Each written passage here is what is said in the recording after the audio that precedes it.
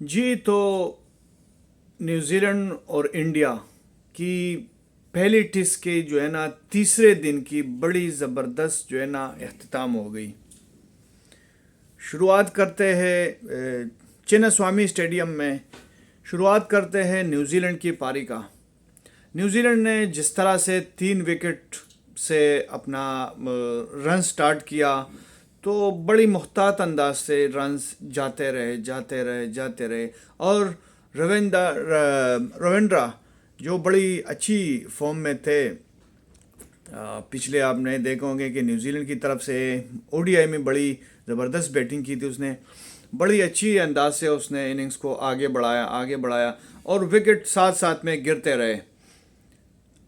जब 233 पे 7 आउट हो गए तो लग ऐसा रहा था कि न्यूजीलैंड के लिए जो है ना 250 करना भी मुश्किल है, क्योंकि जिस तरह से फॉर्म में आए थे स्पिनर्स, जिस तरह से सिराज बॉलिंग कर रहा था, जिस तरह से जडेजा बॉलिंग कर रहा था, जिस तरह से कुलदीप यादव की बॉल टर्न हो रही थी, तो लग ऐसा रहा था कि 250 भी मुश्किल हो जाएगा। लेकिन जिस तरह से सऊदी ने साथ दिया रविंद्रा का, तो बड़ी ज़बरदस्त उसने साथ दिया और यूं रन्स पहुंच गई 402 पर जो है ना ऑल टीम आउट हो गई।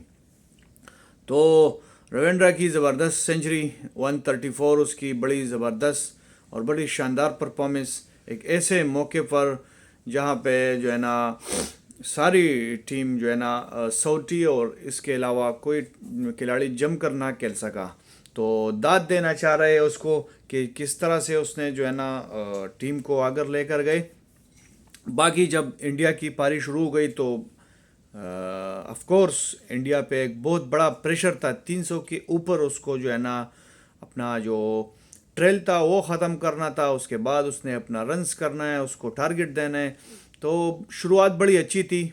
शुरुआत कुछ 70 रन्स तक चली गई और जायसवाल एक बहुत गैर ज़रूरी शॉट खेलते खेलते जो है ना स्टंप पे आउट हो गए। यूँ जो है ना विराट कोहली आ गया और विराट कोहली और रोहित शर्मा, नहीं, सरफराज आ गया। सरफराज और रोहित शर्मा जो है ना उसने इनिंग्स को आगे बढ़ाया और रोहित शर्मा अनफॉर्चुनेटली एक बॉल को जो है ना स्टॉप कर रहे थे, तो वो बॉल विकेट पे जाके गिरी और यूं रोहित शर्मा 50 बनाकर आउट हो गए। तो ऐसे में 112 पे 2 जब आउट हो गए तो इंडिया बड़ी मुश्किल में फंस गई। लेकिन जब विराट कोहली आया, तो पिछले इनिंग्स में जिस तरह से विराट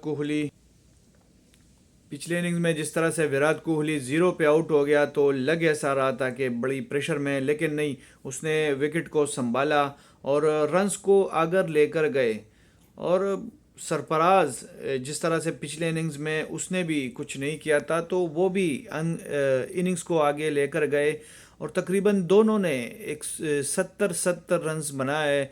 और यूं दिन के अख्ताम से एक गेंद पहले जो है ना वो जो आखिरी गेंद थी वो विराट कोहली के लिए जो है ना बड़ी मुसीबत लेकर आई और विराट कोहली जो है ना आउट हो गए और जो है ना कट बिहाइंड हो गए और अनफॉर्चुनेटली विराट कोहली आउट हो गए। और 125 रन जो है ना अभी भी इंडिया को जो है ना बाकी है और इंडिया को 125 के बाद अपनी इनिंग्स को जो है ना आगे बढ़ाना है और न्यूजीलैंड को जो है ना देना है, टारगेट देना है। तो लेट्स सी फोर्थ डे आज क्या हो रहा है, किस तरह से इनिंग्स आगे लेकर जाता है इंडियन की टीम।